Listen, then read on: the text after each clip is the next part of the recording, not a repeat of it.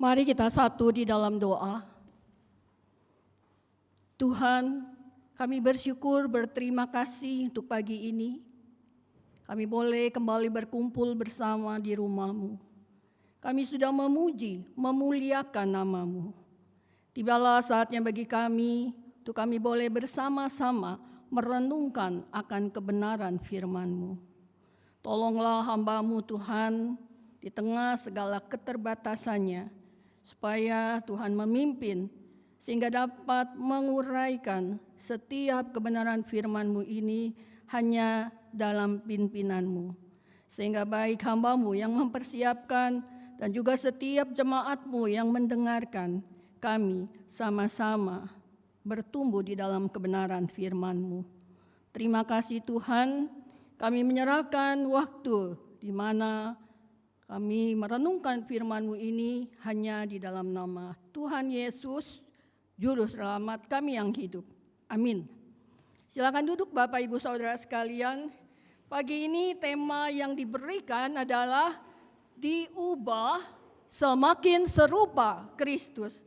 Nats diambil dari Kisah Rasul pasalnya yang ke-10 ayat 9 sampai dengan 16. Tapi sebelumnya Bapak Ibu Saudara sekalian, ayat ini tidak bisa terlepas dari ayat sebelumnya maupun dari ayat sesudahnya. Jadi saya mau mengajak Bapak Ibu Saudara sekalian untuk kita bersama-sama melihat lanjutan daripada ayat ini, yaitu ayat 17 sampai dengan ayat 23. Saya akan membacakan, tidak usah, saya akan membacakannya saja ya. Saya akan membacakan ayat 17, demikian firman Tuhan. Saya membacakan dalam Kabar Baik ya, Alkitab Kabar Baik. Jadi setelah melihat penglihatan itu, di ayat 17 dikatakan Petrus bingung memikirkan apa arti dari penglihatan itu. Dan sementara Petrus berpikir-pikir, orang yang disuruh oleh Kornelius menemukan rumah Simon dan mereka sudah berada di muka pintu. Ayat 18. Lalu mereka memanggil orang dan bertanya, apakah di sini ada tamu yang menginap yang bernama Simon Petrus? Sementara Petrus masih saja terus berusaha mengetahui apa arti dari penglihatan itu, Roh Allah berkata kepadanya, hai Petrus, ada 3 orang sedang mencari engkau. Ayat 20. Ayo, lekas turun ke bawah dan jangan ragu-ragu mengikuti mereka, sebab akulah yang menyuruh mereka. Demikian Roh Allah berfirman. Lalu di ayat 21, maka Petrus turun ke bawah dan berkata kepada orang-orang itu, sayalah yang saudara-saudara cari. Saudara-saudara datang untuk apa? Ayat 23. Ketiga orang utusan daripada Kornelius itu menjawab, Kapten Kornelius menyuruh kami kemari. Ia seorang yang baik dan takut kepada Allah, serta sangat dihormati oleh semua orang Yahudi. Seorang malaikat Allah menyuruh dia minta Tuhan datang ke rumahnya karena sebagai jawaban atas doanya. Ia disuruh mendengarkan apa yang akan Tuhan katakan kepadanya. Ayat 23.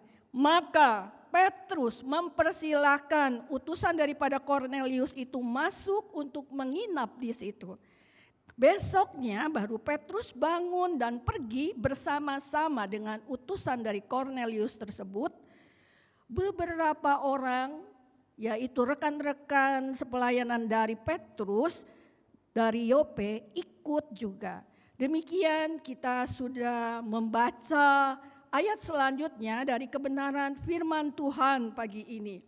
Mari kita akan melihat terlebih dahulu ya, tema kita diubah semakin serupa Kristus ya. Sebenarnya natsnya hanya dari Kisah Rasul pasal 9, Kisah Rasul pasal 10 ayat 9 sampai dengan ayat 16.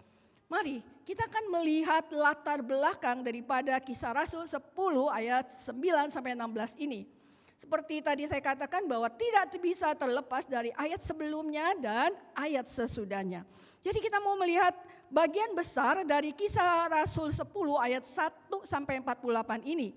Kita melihat bagian yang pertama dari Kisah Rasul ini adalah kisah tentang Kornelius, ya. Itu dari ayat 1 sampai dengan ayat 8 mengisahkan tentang siapakah Kornelius. Dia seorang perwira Itali, ya. Tapi ada juga beberapa penafsir mengatakan dia adalah perwira dari Roma, ya. Kita tidak terlalu menekankan hal itu. Tetapi dia adalah, di nats kita hari ini, dia adalah seorang perwira Itali yang begitu saleh, dan dia mendapat kunjungan dari malaikat supaya mengundang Petrus ke rumahnya, gitu ya. Lalu di bagian yang kedua, yaitu ayat yang ke-9 sampai ayat yang ke-16 yang menjadi nats kita pagi ini. Di situ kita melihat bagaimana Petrus itu mengalami atau melihat satu penglihatan tentang apa? Tentang berbagai hewan, termasuk hewan yang tidak halal menurut hukum Taurat, ya. Nah, itu yang diperlihatkan kepada Petrus itu di ayat 9 sampai 16. Lalu di ayat 17 sampai dengan 33, ya. Nah, itu menceritakan bagaimana utusan itu datang ke tempat Petrus, lalu kita melihat pada akhirnya Petrus dengan ketiga dari utusan Kornelius, yaitu 2 orang hambanya dan 1 orang dari prajuritnya, ya. 3 orang utusan daripada Kornelius ini datang, lalu Petrus bersama-sama dengan ketiga orang utusan daripada Kornelius ini pergi dari tempat Petrus di Yope sampai ke Kaisarea, rumah daripada perwira Kornelius. Lalu kita juga melihat di bagian yang keempat, yaitu mengenai khotbah Petrus ayat 34 sampai 43. Jadi setelah sampai di rumah daripada Kornelius, itu Kornelius sudah mengumpulkan itu sanak famili dan juga sahabat-sahabatnya. Dan ketika Petrus datang, Petrus berkhotbah, ya, memberitakan Injil kabar sukacita. Petrus memberitakan Injil. Siapakah Yesus? Yesus yang melayani, Yesus yang mati di kayu salib, Yesus yang bangkit pada hari ketiga, dan Yesus yang maha pengampun. Bahwa setiap orang yang mau datang kepadanya, ya, mohon pengampunan, maka Tuhan adalah maha pengampun, ya. Di dalam nama Yesus, ya, pengampunan terjadi. Itu di ayat 43. Lalu di ayat terakhir yaitu 44 dan 48, di mana di situ ketika Petrus ini masih memberitakan tentang Injil, tiba-tiba itu Roh Kudus hadir, ya, kepada setiap orang yang mendengarkan daripada khotbah Petrus, ya. Roh Kudus turun ke atas mereka. Dan saat itu Petrus menyuruh rekan-rekan pelayanannya yang ikut bersama Petrus untuk membaptis mereka dengan air, ya. Nah, itulah yang boleh kita lihat latar belakang daripada Kisah Rasul 10 ayat 9 sampai 16 ini. Nah, di dalam latar belakang ini kita juga perlu melihat begitu, ya, bahwa ada jurang yang besar pada waktu itu antara orang non-Yahudi dengan orang Yahudi, ya. Jadi ada satu jurang, ada satu perbedaan atau jurang besar antara orang Yahudi dengan orang yang non-Yahudi, begitu, ya. Nah, kita lihat bahwa kita ada di dalam perjanjian baru, kitab daripada Kisah Rasul, begitu, ya. Nah, di dalam Kisah Para Rasul ini dan surat-surat lain di dalam perjanjian baru, itu adalah salah satu hal yang membahayakan gereja adalah bahwa anggapan bahwa Kristen itu merupakan subordinat daripada Yudaisme.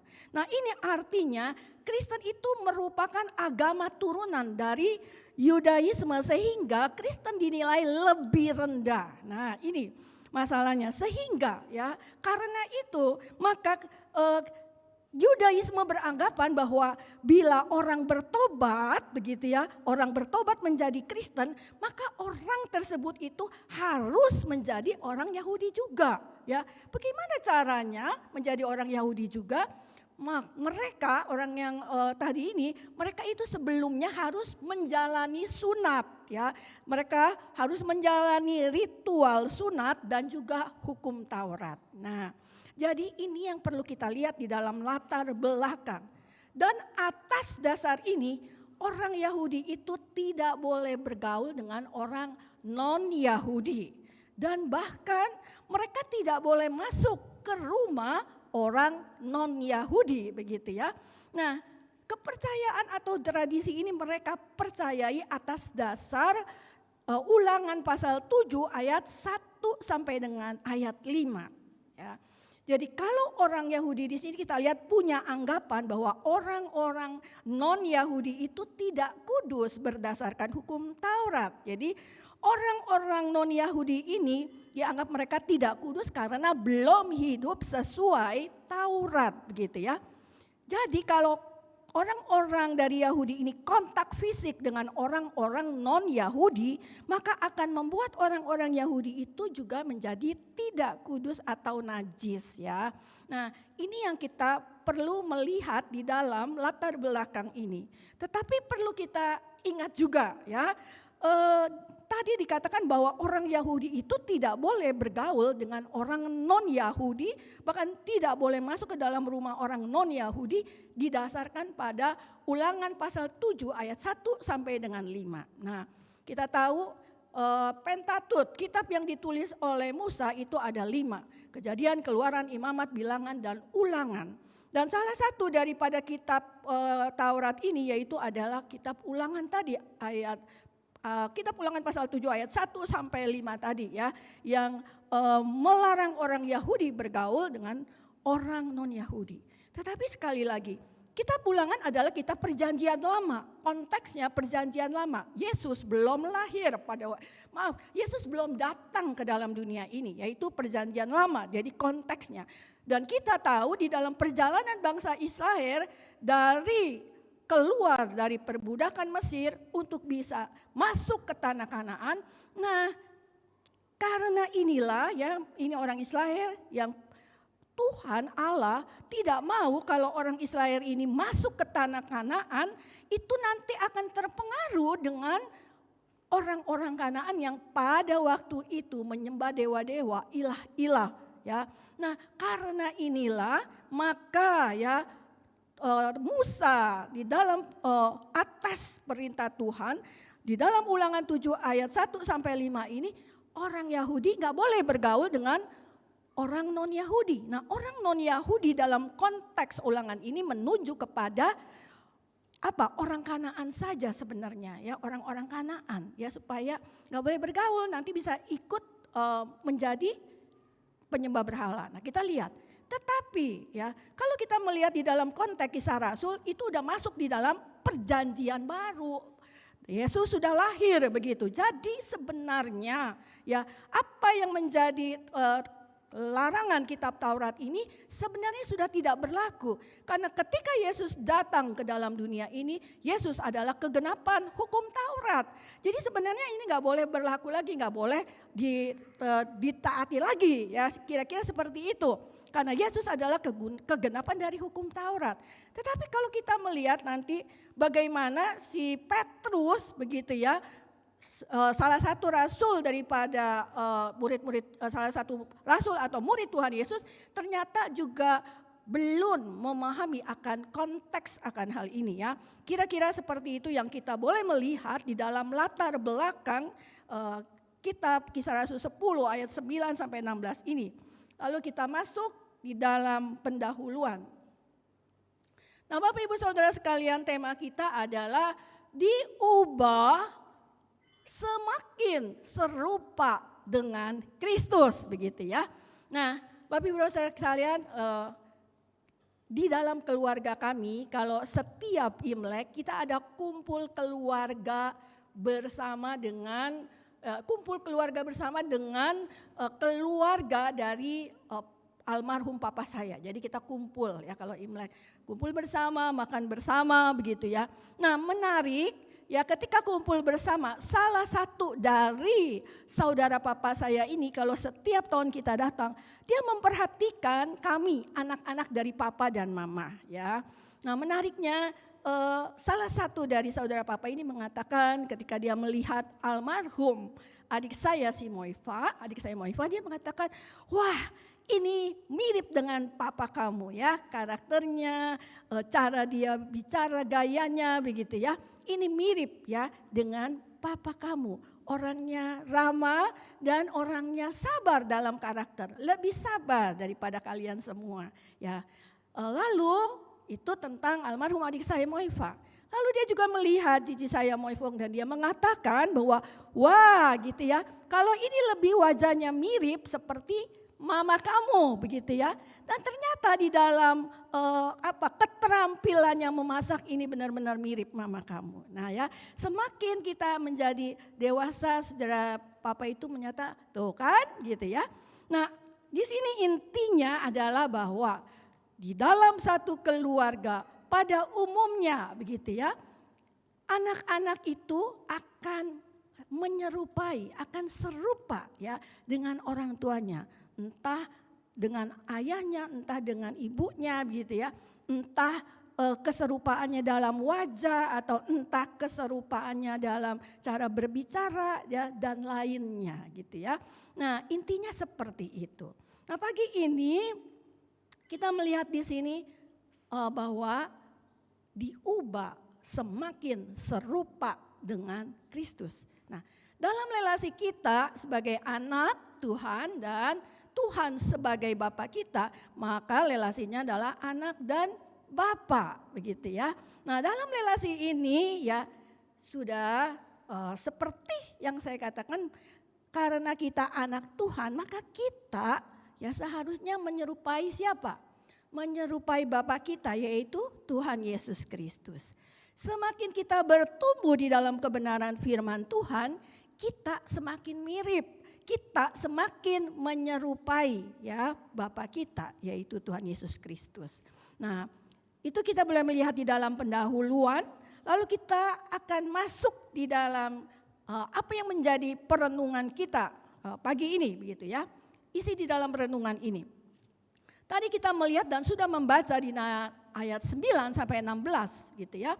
Di situ kita melihat bahwa Petrus itu adalah benar-benar seorang yang sungguh-sungguh di dalam Tuhan. Ya, karena tadi kita melihat di ayat 9 terlihat dari bagaimana ketekunan dia di dalam berdoa begitu ya. Tetapi ya ada tetapinya. Kenapa? Sebagaimana orang Yahudi pada umumnya waktu itu, si Petrus ini masih belum bisa melihat orang dari golongan non-Yahudi itu sebagai orang-orang yang juga dikasihi Allah dan yang harus ia terima sebagai sesama manusia. Di sini Petrus belum bisa melihat akan hal itu ya. Jadi perbedaan suku, perbedaan bangsa, perbedaan budaya menghalangi si Petrus untuk melayani sesamanya ya, itu yang kita lihat. Dan Allah melihat akan hal ini ya. Ya seperti tema kita diubah. Allah melihat akan keadaan Petrus seperti ini, lalu Allah mengajar Petrus melalui satu penglihatan ya. Tadi kita melihat bagaimana penglihatan itu, kita lihat Petrus mendapat penglihatan tentang berbagai hewan, termasuk hewan yang tidak halal ya. Jadi hewan yang tidak halal atau hewan yang haram menurut hukum Taurat ya.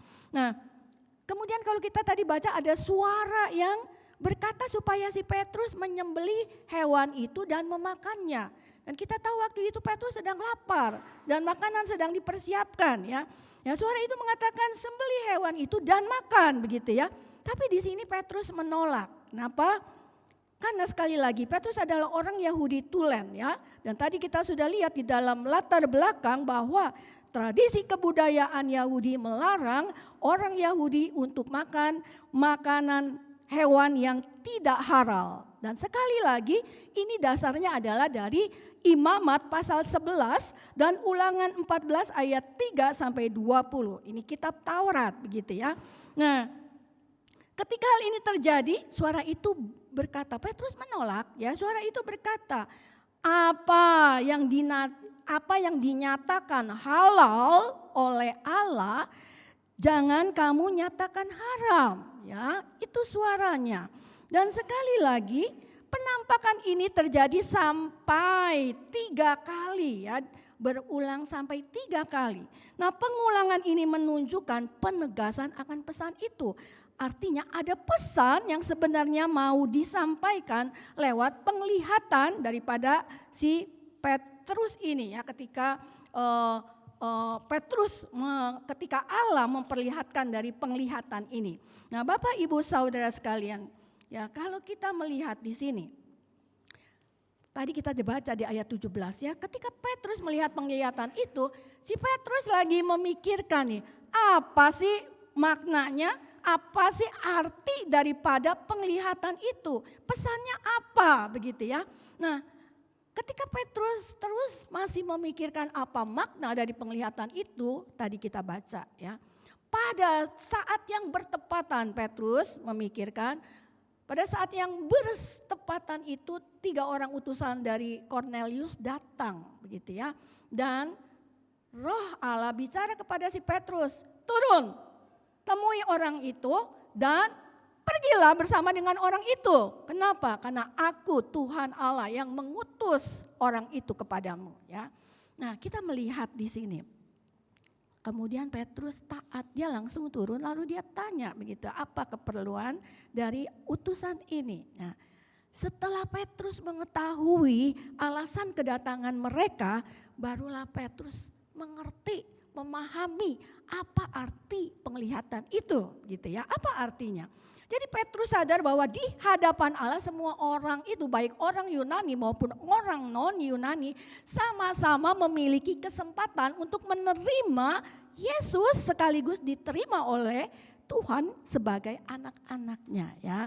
Jadi kita lihat akhirnya si Petrus pergi ke Kaisarea dan memberitakan Injil Yesus Kristus di rumah Kornelius, perwira pasukan Italia ini. Nah, sampai di sini kita lihat tema kita adalah diubah, ya, diubah semakin serupa. Ketika Petrus tidak memahami akan hal ini, ya, dan Petrus ketika tahu arti makna penglihatan ini. Jadi di sini kita lihat Tuhan sedang mempersiapkan Petrus untuk lebih jauh masuk di dalam rencana keselamatan Allah. Ya, jadi di sini Tuhan sedang meruntuhkan pemahaman si Petrus supaya dia bisa mengerti rencana Allah yang besar. Dan kita lihat itu berhasil, ya, karena Petrus menyadari bahwa Allah telah meruntuhkan tembok pemisah antara Yahudi dan bukan Yahudi. Karena keselamatan adalah milik semua bangsa. Nah, ini intinya. Keselamatan adalah milik semua bangsa.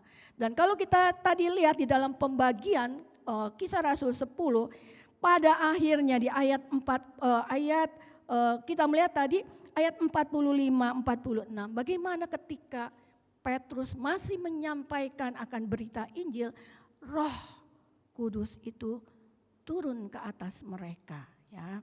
Roh Kudus turun, Petrus melihat itu, dan Kornelius, ya, beserta dengan sanak famili dan sahabat-sahabatnya yang mendengarkan khotbah Petrus dibaptis, menerima Yesus, menjadi anak Tuhan, gitu ya. Nah, kita melihat di sini Allah itu begitu sabar ketika menerima kekurangan Petrus. Allah itu dengan penuh kasih sayang mengubah Petrus menjadi pribadi yang sesuai dengan kehendaknya. Ya, sampai di sini kita berhenti sejenak.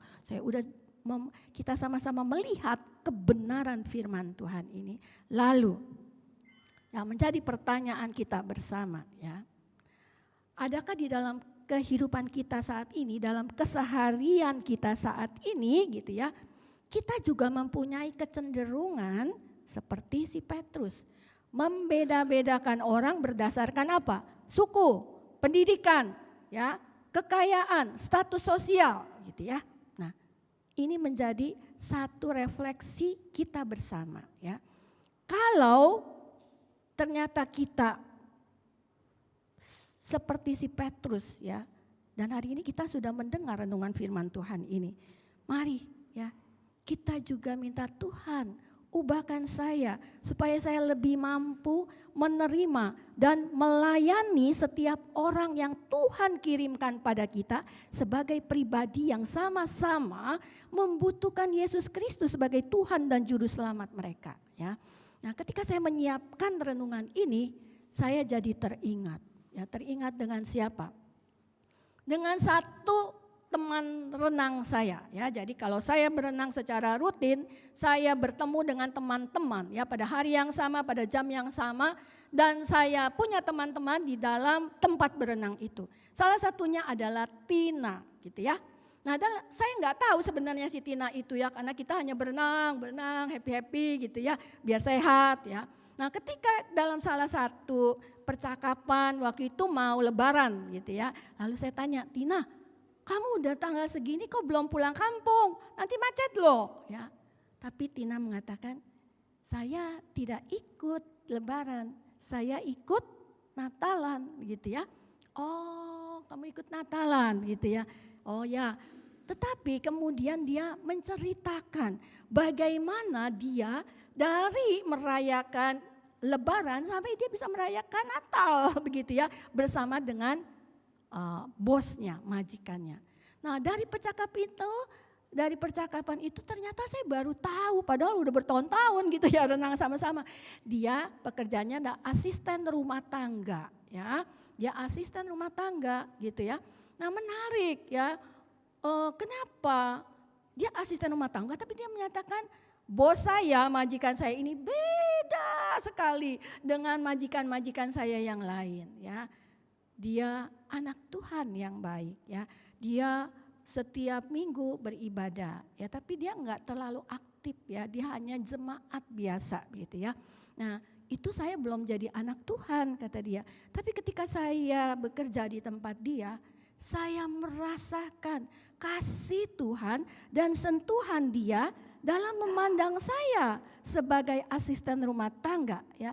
Dia memandang saya dengan tidak seperti majikan-majikan yang lain ya, memandang saya seperti saya ini sesama manusia di dalam arti kasih Tuhan kepada sesama. Dia memandang saya beda begitu ya. Nah, saya sebenarnya nggak tahu apa sih begitu ya, perbuatannya apa, tindakannya apa memandang kamu beda begitu ya. Nah, satu kali dia berapa minggu nggak datang. Saya tanya, Tina kamu kenapa? Waduh, saya saraf terjepit saya kambuh. Saya juga baru tahu dia ternyata sama kayak saya ya, saraf kejepit begitu. Saraf kejepit saya kambuh, aduh ibu saya nggak bisa bangun gitu ya. Tapi bos saya langsung ajak saya ke rumah sakit mitra keluarga. Ibu-ibu, rumah sakit mitra keluarga ya, bukan puskesmas, bukan, rumah sakit mitra keluarga ya. Nah, dan dicarikan dokter yang khusus untuk bagian saraf gitu ya. Nah, lalu ya satu kali ketika saya juga dia tanya begitu ya sama saya. Ibu, saya biasa dipanggil Lili, kalau di Lili, ibu nama panjangnya siapa? Kue Moili begitu ya. Oh, ibu namanya 3 huruf, sama seperti bos saya, sama seperti majikan saya. Dari sini kita tahu ya, majikannya berbeda ras dengan dia, berbeda suku begitu ya. Tetapi cara pandang daripada bos majikannya ini itu sentuhan kasih sebagai seorang manusia, sesama manusia dengan kasih Tuhan. Itu yang dia nyatakan.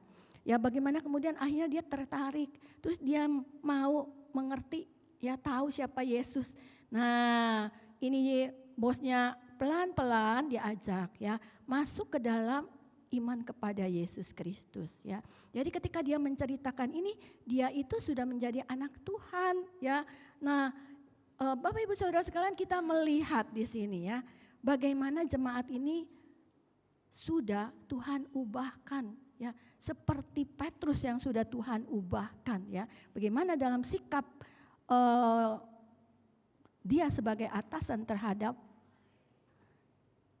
servantnya begitu ya, terhadap asisten rumah tangganya ya. Karena setahu saya kalau sakit kita bosnya perginya ke rumah sakit swasta ya, bukan BPJS. Tapi kalau itu kita punya itu sakit ya, servant kita sakit ya, itu sini bukan puskesmas ya, situ ya. Nah ini aja menurut saya cara dia memandangnya itu sebenarnya dia tidak cerita, tetapi dari percakapan saya, oh ternyata begitu ya cara tindakan kasih apa dari bos kamu kepada kamu ya. Nah dan mari ya kita boleh sama-sama melihat ini dan kita sudah mendengarkan renungan ini, mari ya Tuhan tolong saya ya untuk bisa Tuhan ubahkan di dalam melihat sesama saya yang juga membutuhkan Yesus Kristus dalam kehidupan mereka begitu ya. Nah lalu saya juga teringat gitu ya ketika saya mempersiapkan ya naskah khotbah saya. Lalu saya teringat dengan Mahatma Gandhi ya. Kita tahu ya, kita melihat ada satu kegagalan yang terjadi ketika Mahatma Gandhi mengalami sesuatu yang gitu ya. Nah, kita tahu Mahatma Gandhi dia bukan hanya terkenal di dalam di negaranya di India sebagai pelopor kemerdekaan daripada bangsa India yang pada waktu itu dijajah oleh Inggris begitu ya. Nah, dia juga adalah tokoh yang di dunia dikenal ya. Kenapa? Karena dia punya satu ajaran yang namanya ahimsa ya. Kita tahu ya kalau pernah belajar, ahimsa itu adalah satu ajaran dari Mahatma Gandhi ini yang anti kekerasan. Nah, ketika saya membaca artikel dia, ternyata filosofi dia yang mendasari gerakan ahimsa ini itu dipengaruhi oleh dua hal. Ketika saya membaca artikel ini, yang pertama itu dipengaruhi oleh Bhagavad Gita begitu ya, dalam kisah Mahabharata gitu. Yang kedua, Bapak Ibu jangan kaget. Kenapa? Itu ketika dia mendasari gerakan yang namanya ahimsa, selain dari syair-syair dari kisah Mahabharata tadi, tetapi juga yang kedua dipengaruhi oleh filosofinya apa? Injil, ya Alkitab. Ternyata si Mahatma Gandhi ini dia udah baca Alkitab, Perjanjian Lama, Perjanjian Baru begitu ya. Nah, di dalam artikel itu dituliskan kisah pada satu ketika pagi-pagi sekali Mahatma Gandhi yang begitu tertarik ya dengan pengajaran Yesus Kristus, khususnya inspirasinya yang dia dapat dari Injil adalah salah satunya khotbah Yesus di bukit begitu ya. Jadi ketika dia melihat ajaran Yesus Kristus tentang kasih terhadap sesama, itu membuat dia pagi itu memutuskan diri untuk menerima Yesus, untuk dibaptis. Jadi pagi-pagi dia udah datang ke gereja ini. Ini kejadiannya pada waktu dia ada di Afrika Selatan begitu ya. Ketika dia datang begitu ya. Nah, ternyata begitu orang yang menyambut ya, kalau kita di gereja kan ada penyambut tamu, orang yang menyambut begitu ya. Dikatakan berhenti, kamu mau kemana begitu ya. Kita tahu orang India itu kulitnya hitam gitu ya. Nah, berhenti. Ya, ini bukan saya mau ibadah begitu ya. Ini dia rencana udah mau dibaptis, mau bilang saya mau dibaptis begitu ya. Tapi penerima tamu itu menghalangi dia dan berkata, ini bukan tempat buat kamu. Kamu baca tulisan terlarang untuk bangsa Asia dan Afrika. Jadi ini bukan tempat buat kamu beribadah begitu ya. Karena dia mungkin tidak mengenal begitu sana ya. Dia mengusir Mahatma Gandhi. Mahatma Gandhi yang tertarik dengan ajaran Yesus Kristus. Mahatma Gandhi yang sudah membaca Alkitab begitu, tertarik dengan ajaran Yesus Kristus tentang kasih dan mendasari dia punya gerakan ahimsa dengan Injil. Ketika mau datang ke gereja itu maksud baik beribadah, mau menyatakan diri untuk dibaptis menjadi anak Tuhan, ternyata di pintu gereja penerima tamu bilang pergi, ini bukan untuk kamu ya. Diusir gitu ya. Lalu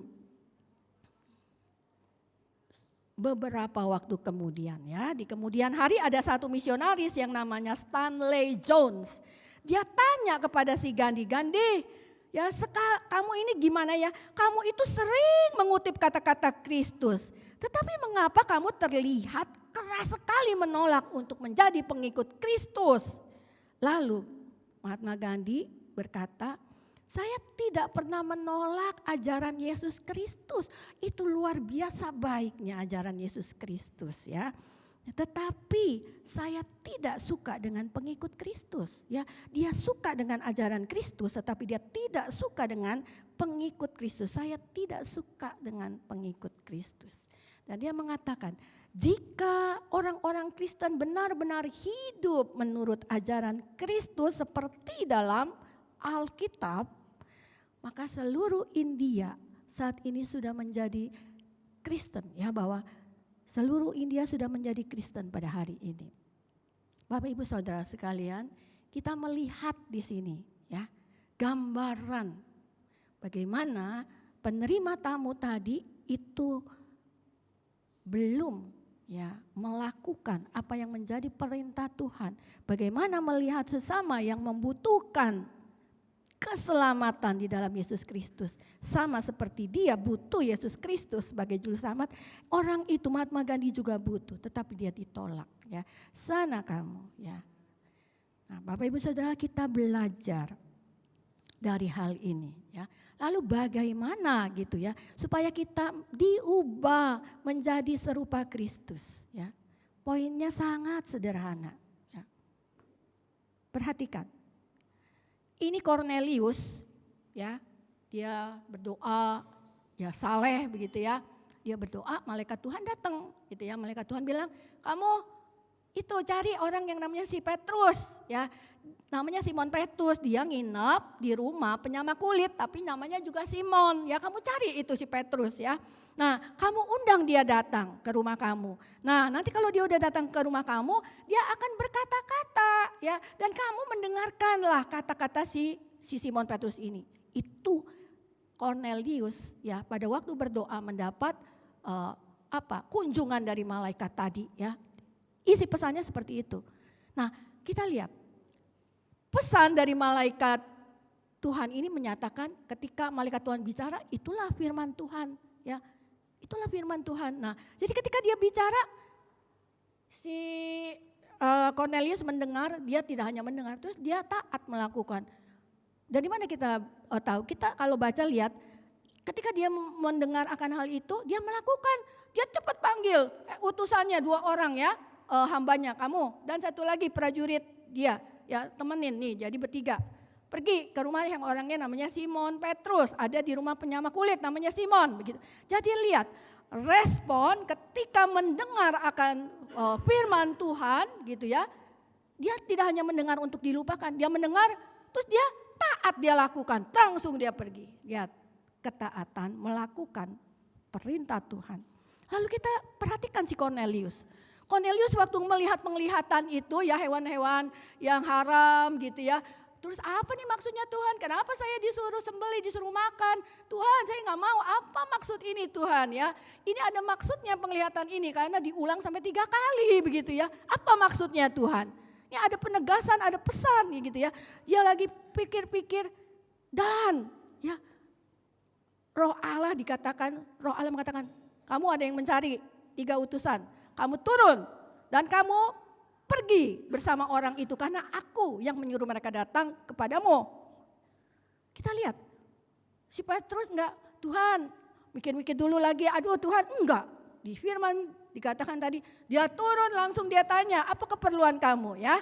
Nah terus dia nginep dulu, diajak nginep terus besoknya berangkat. Lihat ketaatan ya, ketaatan. Mendengar firman dan taat untuk melakukan. Ya sekali lagi, sekarang firman Tuhan itu ada di mana? Firman Tuhan itu ada di ini, Alkitab. Udah dibukuin ya, perjanjian lama, perjanjian baru ya. Nah, bagaimana kita bisa diubah menjadi serupa semakin artinya udah jadi anak Tuhan, tapi semakin diubah serupa dengan Kristus. Ketaatan melakukan firman Tuhan. Kalau kita tidak pernah membaca firman Tuhan, mana kita tahu perintah Tuhan apa sih, kehendak Tuhan apa sih buat kita. Nah, jadi poinnya sangat sederhana. Tuhan, ubahlah aku menjadi semakin serupa denganmu. Aku adalah anakmu Tuhan, engkau adalah Bapakku, begitu ya. Tapi kalau kita hanya, ada orang yang baca ini luar biasa, tetapi dia hanya merenungkan tetapi tidak melakukan, sia-sia ya. Nah, itu juga menjadi pergumulan saya. Mari juga kita melihat ini menjadi pergumulan bersama, begitu ya. Bagaimana kita benar-benar Tuhan tolong saya ya. Mari kita mulai dengan apa? Way of life, dalam arti menjadikan kalau nggak makan pagi itu kita nggak enak, ada yang kurang. Jadi kalau kita nggak makan firman Tuhan pagi itu ada nggak enak. Way of life, jadikan itu sebagai satu apa? Gaya hidup kita. Nah itu ya untuk bisa diubah. Oke, kita lanjut ya. Nah sudah ini. Nah kita lihat ya tadi ketika si Petrus Tuhan mengubah Petrus begitu ya dalam pandangannya tentang bahwa keselamatan itu adalah untuk seluruh bangsa ya. Jadi jangan bedakan lagi non Yahudi, Yahudi begitu ya. Karena Cornelius ini orang Itali begitu ya kan, non Yahudi. Jangan lagi seperti itu. Ketika Petrus udah berubah begitu ya, mau memberitakan Injil kepada Cornelius dan Cornelius menjadi percaya gitu ya. Secara tidak langsung ya, yang mengubah Cornelius siapa? Tuhan sendiri ya. Ya secara tidak langsung Tuhan lewat si Petrus ya. Nah, kita mau melihat 2 poin di sini bahwa bagaimana Tuhan mengubah gitu ya si Cornelius ini menjadi anak Tuhan ya. Nah, Bapak Ibu Saudara sekalian, ada umumnya gitu ya. Umumnya kita manusia ini meyakini bahwa keselamatan itu diperoleh jika hidup kita ini baik ya. Kalau kita baik, perbuatan kita baik, itu satu hal yang umumnya manusia itu meyakini bahwa keselamatan diperoleh jika hidup mereka baik begitu. Tetapi di sini Tuhan berkata di dalam Lukas 5 ayat 32 bahwa aku datang bukan untuk memanggil orang benar, tetapi aku datang untuk memanggil orang berdosa supaya apa? Mereka bertobat. Nah, menarik yang kita lihat di sini tadi Cornelius sama keluarganya. Dia non-Yahudi ya. Orang non-Yahudi kalau percaya agama Yahudi atau Yudaisme itu dinamain proselit ya, orang proselit. Jadi si Cornelius sama keluarganya ini orang proselit ya. Orang asing yang percaya pada agama Yahudi. Nah, keluarga ini saleh karena dia ngikutin ibadah orang Yahudi, termasuk berdoa 1 hari 3 kali ya. Kalau kita perhatikan tadi si Petrus itu kalau nggak salah doanya jam 12 siang. Kalau si Cornelius jam 3 sore ya. Jadi ini satu doa yang memang menjadi satu ibadah orang-orang Yahudi dalam berdoa 3 kali dalam sehari.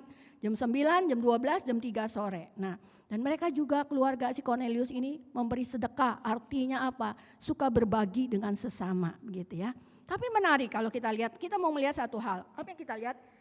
Tadi poinnya keselamatan kekal adalah inisiatif dan pemberian Tuhan ya. Jadi kesalehan si Cornelius itu enggak cukup buat menyelamatkan dia ya. Dia saleh, dia ini rajin berdoa, itu enggak cukup.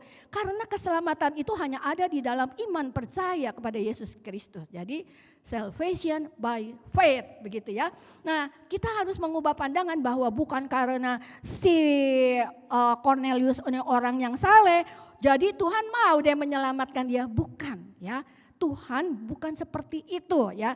Bukan karena dia saleh maka Tuhan mau menyelamatkan dia, bukan. Tetapi memang Tuhan sudah memilih dia. Jadi di sini Tuhan yang mencari Cornelius, bukan Cornelius yang mencari Tuhan. Ya, kalau kita perhatikan dari awal, bukan Cornelius yang mencari Tuhan, tapi Tuhan yang mencari Cornelius. Tuhan yang berbicara kepada Cornelius. Tuhan yang menyuruh Cornelius mendengarkan berita Injil yang akan disampaikan Petrus. Jadi inisiatifnya dari Allah.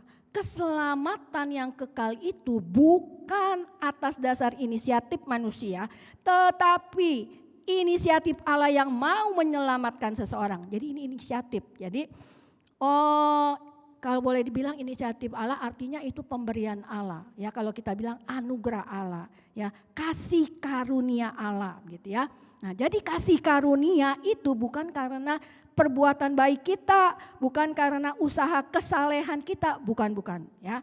Ya, bukan. Ya, tadi kita sudah belajar.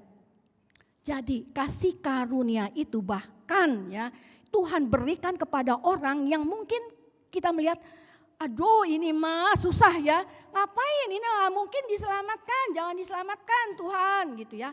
Tapi kita melihat itulah kasih karunia Tuhan. Kenapa? Kasih karunia Tuhan itu bahkan juga bagi orang-orang yang menurut kita mungkin dia nggak cocok buat diselamatkan. Tetapi kasih karunia Tuhan itu cukup bagi dia, cukup untuk Tuhan menyelamatkan dia. Bisa lanjut?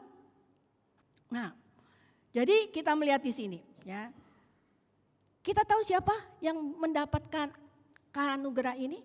Kita tahu penjahat, perampok yang bersama dengan Tuhan Yesus disalib ya. Kita bisa mengerti ya lewat renungan ini, kita mengerti bagaimana seorang perampok yang ada di salah satu sisi Tuhan Yesus, waktu Yesus disalib, meminta Tuhan Yesus untuk mengingat dia. Lalu Tuhan Yesus berkata, hari ini juga engkau akan bersama-sama dengan aku di Firdaus. Artinya dia menerima keselamatan dari Tuhan. Siapa dia? Dia perampok loh ya. Dia belum pernah melakukan hal yang baik. Dan dia dihukum mati sebagai kriminal ya. Tetapi kita lihat kasih karunia Yesus Kristus cukup bagi dia. Nah, ini yang boleh kita melihat ya. Intinya bahwa kesalehan dan perbuatan baik kita tidak pernah cukup untuk menyelamatkan kita. Tetapi kasih karunia Yesus Kristus itu cukup dan satu-satunya yang bisa menyelamatkan kita. Amin. Poin kedua yang terakhir kita melihat. Ternyata ketika si Tuhan mau mengubah si Cornelius ini bukan hal yang mungkin begitu ya. Gak mungkin, bagaimana mungkin, kenapa gak mungkin? Cornelius itu orang asing begitu ya, tadi kita udah lihat di latar belakang. Bagi orang asing seperti Cornelius itu sangat sulit untuk mendengar kabar keselamatan itu dari seorang Yahudi seperti si Petrus. Kenapa? Tadi kita lihat orang-orang Yahudi itu ada larangan kebudayaan, tidak boleh bergaul dengan orang asing, bahkan enggak boleh masuk ke rumah orang asing ya, karena bagi mereka itu najis, kotor, haram gitu ya. Ya jadi bagaimana mungkin si Cornelius bisa mendengar akan berita Injil? Ya, dan bagi Simon Petrus juga enggak mungkin, dia adalah orang Yahudi tulen begitu ya. Enggak mungkin bagi dia datang ke rumah Cornelius karena dia adalah orang Yahudi. Tetapi kita melihat bahwa kasih karunia Tuhan di dalam Yesus Kristus mengubah Simon Petrus tadi ya. Nah, Bapak Ibu Saudara, kita melihat bagi Tuhan tidak ada hal yang mustahil ketika dia mau menyelamatkan seseorang ya.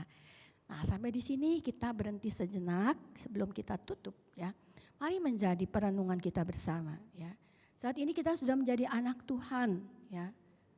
Kita bersyukur anugerah Tuhan cukup bagi kita ya. Anugerah keselamatan Tuhan berikan ya. Mari ya. Ketika kita sudah menjadi anak Tuhan, maukah kita seperti Petrus diubah semakin serupa Kristus Bapa kita. Dan ketika kita diubah menjadi berkat bagi orang-orang yang Tuhan tempatkan dalam hidup kita yang juga membutuhkan anugerah keselamatan. Amin. Maukah kita? Hanya satu.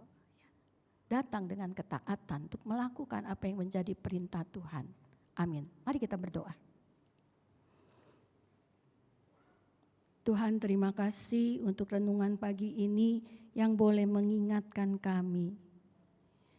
Seperti Petrus yang Tuhan sudah ubahkan semakin serupa dengan-Mu Tuhan. Tuhan melihat segala kekurangan kami di dalam kehidupan kami. Tuhan, terima kasih untuk karunia-Mu yang bagi kami, bagi setiap kami Tuhan.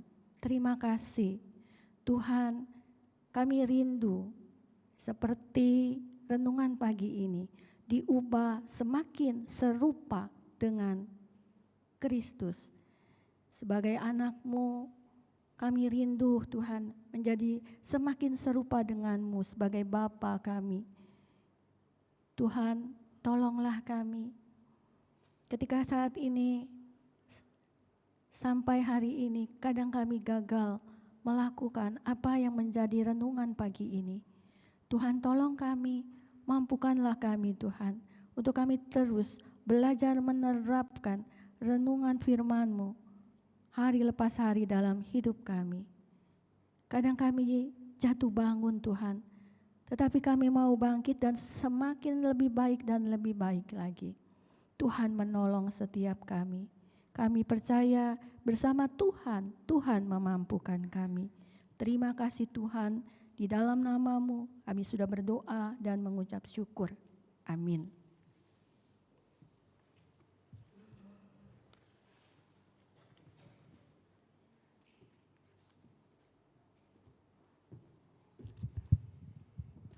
Bapak Ibu, saya undang untuk bangkit berdiri.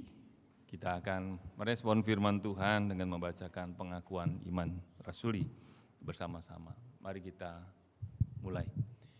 Aku percaya kepada Allah Bapa yang Maha Kuasa, Khalik langit dan bumi, dan kepada Yesus Kristus, Anaknya yang tunggal Tuhan kita, yang dikandung dari Roh Kudus, lahir dari anak darah Maria, yang menderita sengsara di bawah pemerintahan Pontius Pilatus, disalibkan, mati dan dikuburkan, turun ke dalam kerajaan maut. Pada hari yang ketiga bangkit pula dari antara orang mati, naik ke surga, duduk di sebelah kanan Allah Bapa yang Maha Kuasa. Dan dari sana Ia akan datang untuk menghakimi orang yang hidup dan yang mati. Aku percaya kepada Roh Kudus, gereja yang kudus dan am, persekutuan orang kudus, pengampunan dosa, kebangkitan tubuh, dan hidup yang kekal. Amin. Sebelum kita akhiri di dalam pujian dan doa, saya mau sampaikan dua hal. Yang pertama, tanggal 29 Mei, hari Kamis mendatang, itu di kalender dimerahkan hari libur. Supaya saudara bisa beribadah, mengingat akan the Ascensions of Christ, hari kenaikan Yesus Kristus ke surga. Ada janji-janji yang Tuhan mau berikan, itu sebabnya kita akan beribadah di tempat ini, dan saudara diundang untuk menghadirinya. Yang kedua, tadi mungkin waktu saudara duduk ada atau dibagikan ada tulisan bakti sosial untuk pelayanan panti. Ini maksudnya untuk apa? Sebentar setelah ibadah youth, saya bersama dengan pengurus dari youth ajak teman-teman di youth untuk berbagian ke salah satu panti asuhan yang ada di Sunter Agung, di kompleks Sunter Agung. Kita akan ke sana sekitar jam 2 sampai jam 3, begitu setengah 4 lah ya. Kalau Bapak Ibu tergerak hati mau ambil bagian, dipersilakan, nanti teman-teman dari youth akan memberikan kepada pengurus di panti asuhan Karna Kasih. Ada sekitar 15-20 orang, anak-anak sampai ke remaja. Nah, kita bisa berbagian di dalam pelayanan sosial jadi saluran berkat buat mereka. Itu saja yang ingin saya bagikan, dan terima kasih untuk semua ucapan, dukungan, dan doa dari Bapak Ibu Saudara untuk tanggal 21 kemarin. Tuhan sudah tambahkan usia saya jadi 58 tahun, ya dekat-dekat 60. Puji Tuhan. Terima kasih buat doa-doa Bapak Ibu Saudara semua. Kiranya Tuhan menolong untuk mengerjakan apa yang masih belum saya kerjakan untuk kemuliaan Tuhan. Bersama dengan Bapak Ibu Saudara semua di sini tentunya.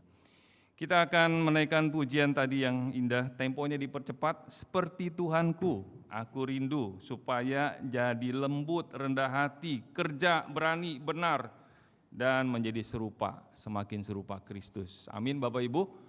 Jadi kita semakin hari jangan semakin serupa iblis, tapi semakin serupa Kristus. Ini doa kita. Kita naikkan pujian ini, lalu kita akhiri dalam doa. Ya, lebih cepat. Seperti Tuhanku yang kurindukan, yang lemah lembut dan rendah hati, rajin bekerja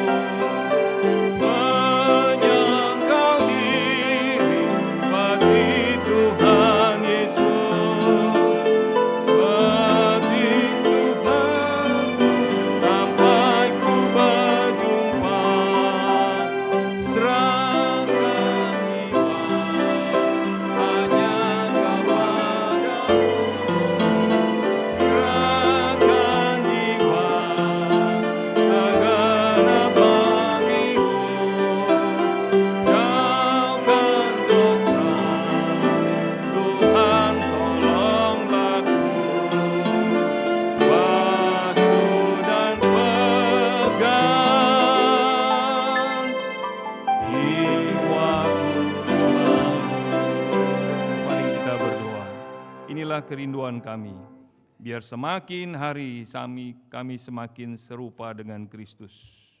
Ubahlah karakter kami yang masih tidak sesuai dengan kehendak-Mu. Hati yang keras kiranya Engkau lembutkan. Hati yang sombong, Tuhan beri kami kerendahan hati. Yang malas berikan kerajinan. Yang sudah undur tawar hati, Tuhan ingatkan kami dan teguhkan kami terus. Terima kasih untuk hari ini, biar seperti Tuhan mengubah Petrus, mengubah Cornelius, Engkau juga mengubah setiap jemaat-Mu, pengurus, termasuk hamba-Mu yang hadir di dalam ibadah pagi hari ini.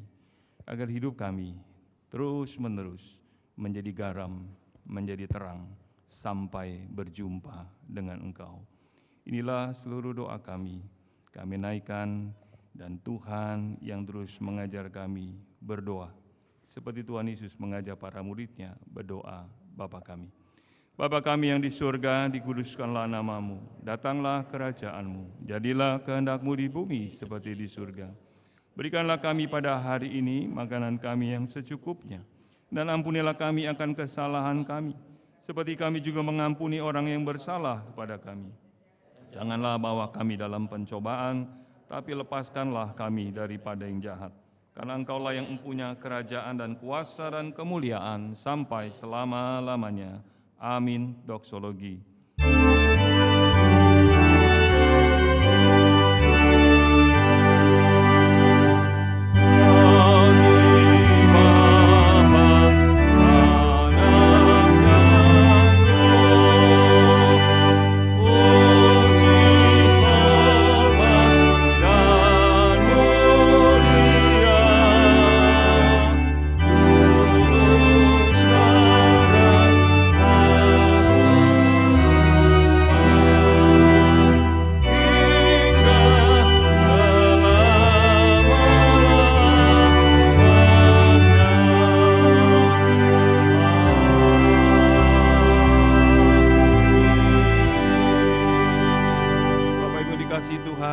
Mari kita mengangkat kedua tangan kita dan terimalah berkat dari sorga. Kasih dari Allah Bapa, damai sejahtera dari Tuhan kita Yesus Kristus dengan persekutuan Roh Kudus, kiranya menyertai kita semua dari hari ini sampai hari kedatangan Kristus yang kedua kali, sampai kita bersama-sama Dia menikmati Tuhan selama-lamanya. Amin.